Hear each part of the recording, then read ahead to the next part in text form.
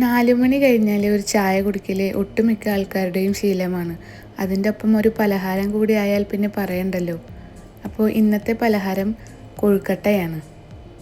ഇതിനായി ശർക്കരപ്പാനി തയ്യാറാക്കാനായി പൊടിച്ച ശർക്കരയിലോട്ട് വെള്ളം ഒഴിച്ച് ശർക്കരപ്പാനി തയ്യാറാക്കാം. ശർക്കരയെല്ലാം മെൽറ്റായി വന്നാൽ അതിലേക്ക് തേങ്ങ ഇട്ട് കൊടുത്ത് ഒന്ന് യോജിപ്പിച്ചെടുക്കുക. തേങ്ങ എല്ലാം മിക്സായി വന്നാൽ ഏലക്കാപ്പൊടി ചേർത്ത് ഇളക്കുക. ഞാനിവിടെ പഞ്ചസാരയും ഏലക്കയും കൂടി പൊടിച്ചെടുത്തതാണ്. അങ്ങനെ എല്ലാം കൂടി മിക്സാക്കി എടുത്താൽ നമ്മുടെ ഫില്ലിങ്സ് ഇവിടെ റെഡിയായി. ഇനി കൊഴുക്കട്ടയിലേക്കുള്ള മാവ് കുഴയ്ക്കാനായി വെള്ളത്തിലേക്ക് പാകത്തിന് ഉപ്പും 1 ടീസ്പൂൺ പഞ്ചസാരയും നെയ്യും ചേർത്തിളക്കി നന്നായി തിളപ്പിച്ചെടുക്കുക. ഈ തിളച്ച വെള്ളം അരിപ്പൊടിയിലോട്ട് ഒഴിച്ച് നന്നായി കുഴച്ചെടുക്കുക. ആവശ്യാനുസരണം വേണമെങ്കിൽ വെള്ളം വീണ്ടും ഉപയോഗിക്കാം. എന്നിട്ട് ഇളം ചൂടോടുകൂടി കുഴച്ചെടുക്കണം.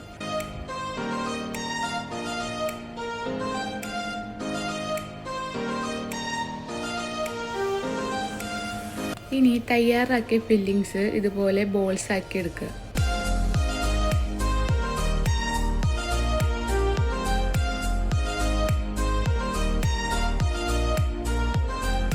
കുഴച്ച് വെച്ച മാവും ഫില്ലിങ്സും തമ്മിൽ നമുക്ക് യോജിപ്പിച്ച് കൊഴുക്കട്ട തയ്യാറാക്കിയെടുക്കാം.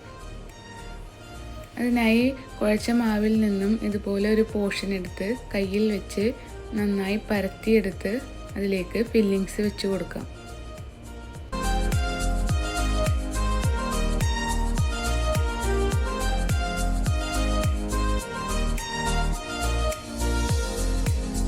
ഫില്ലിങ്സ് വെച്ച് കൊടുത്തതിന് ശേഷം എല്ലാ ഭാഗവും ഇതുപോലെ ജോയിൻ ചെയ്ത് കൊടുത്ത് കയ്യിൽ തന്നെ വെച്ച് ഉരുട്ടി കൊടുത്ത് ബോൾ ഷേപ്പ് ആക്കി എടുക്കുക.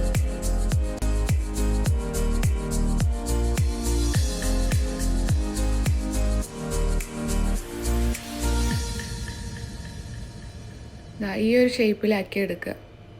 എല്ലാതും ഇതുപോലെ ഷേപ്പാക്കി എടുത്തിട്ടുണ്ട്. ഇനി ഇത് നമുക്ക് സ്റ്റീം ചെയ്തെടുക്കാം.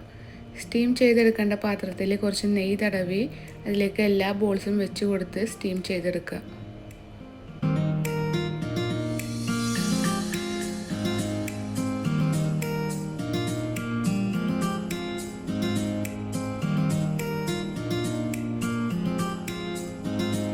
നമ്മുടെ കൊഴുക്കട്ട ഇവിടെ റെഡി ആയിട്ടുണ്ട്.